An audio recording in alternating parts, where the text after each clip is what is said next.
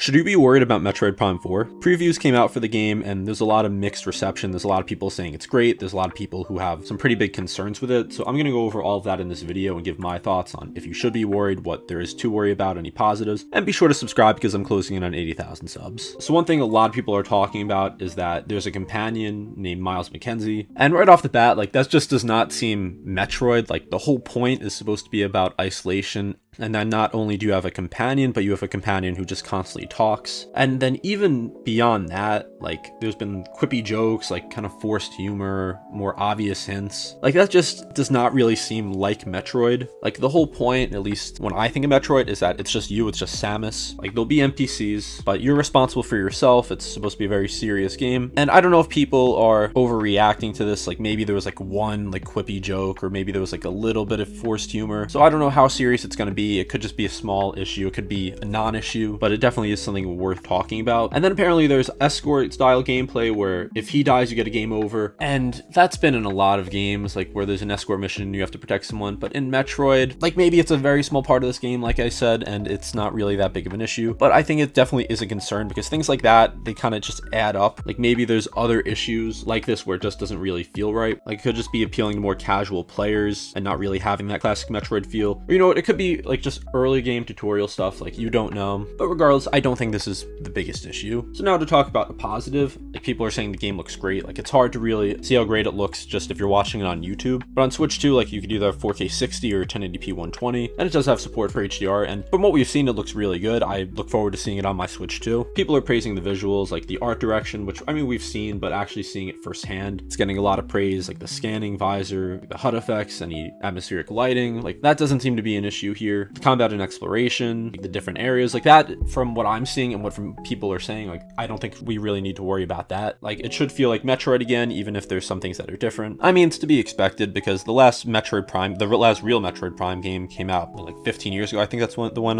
Prime 3 came out, like 2009, 2010. So you got to expect changes, but as long as it's being faithfully adapted with just the far better technology we have compared to when Prime 3 released on the Wii. But if you notice, I'm just talking about the Switch 2 version now because there are some complaints about the original Switch. So there's been mentions of just flat textures and more simplified backgrounds because it does run on Switch 1. And this also could come into play in the Switch 2 version because they're not making the game as a Switch 2 game, they're making it as a Switch 1 game and improve Switch 2 version from there. So it definitely could be held back because it is cross-gen. It's not like it's going to be the same game, it's probably just going to look better, and that's probably going to be it. It's just going to look and run better on Switch 2. It's not actually taking full advantage of the Switch 2 hardware, but the Switch still has a lot of really good looking games. Like it's more about art direction here. It's not going for the hyper realistic look. It's going for a more stylistic look, so I'm not too worried about that. There's new abilities here. So there's the Psychic Glove, and that lets Samus move objects telekinetically, steer energy motes, and move power bombs through the air. So again, this is all just early game stuff. Like they're not going to show people late game stuff. So our knowledge on all of this is very surface level, but you got to assume like a lot of this is going to get deeper. So I've also seen a lot of people debate the Psychic Glove, like saying it could be like too slow or annoying to use, and that remains to be seen. This is the Control Beam, which allows Samus to direct charge shots to hit multiple targets. I actually saw someone compare this to like Skyward Sword's Beetle, but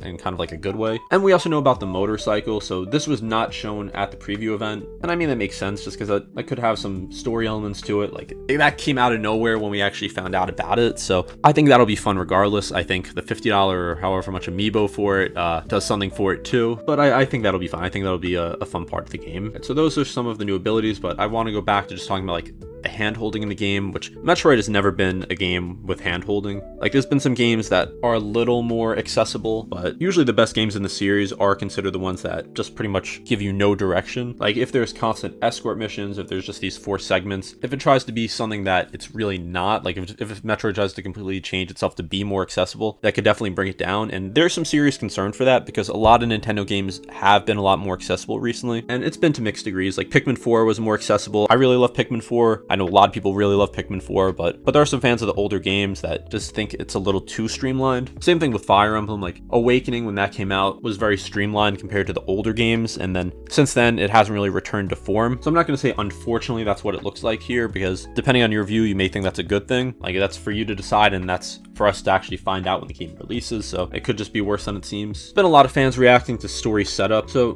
the planet of Euros is kind of like an Uncharted planet, and I think that is really an intriguing idea. idea. Feels very similar to like Prime 1, like Chozo, like similar to that. And also Silex is involved, so that feels like a real continuation of Prime 3, like not that this game is completely separate, like it is still involved. And getting to some more major gameplay impressions. So it still does look like Prime. It still has a lot of that old school feel. Like there's lots of scanning, environmental storytelling, there's locked doors requiring new powers. Like the map is in the old wireframe style, so there's a lot here that is callbacks to the originals, and that makes me feel a lot better about it because it means that they're not completely just forgetting what made the original 3 so special. So that's a lot of what there is to talk about here. So now just some of my thoughts and some more of my concerns. So I think this will 100% feel like a Metroid Prime game. Like I don't think it's going to be completely alien to the first 3 games. I don't think it's going to look bad. I don't think the companion is going to ruin the game. I think there's going to be more accessibility things here. I think it's going to be more streamlined and more handholdy than the previous games. That's kind of the direction Nintendo's been going in